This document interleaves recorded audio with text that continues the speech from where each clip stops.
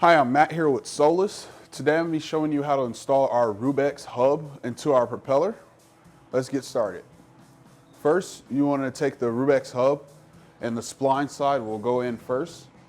Now the hub may not fully be inserted into the propeller cavity, but as you torque it down, the hub will slide on correctly into the propeller.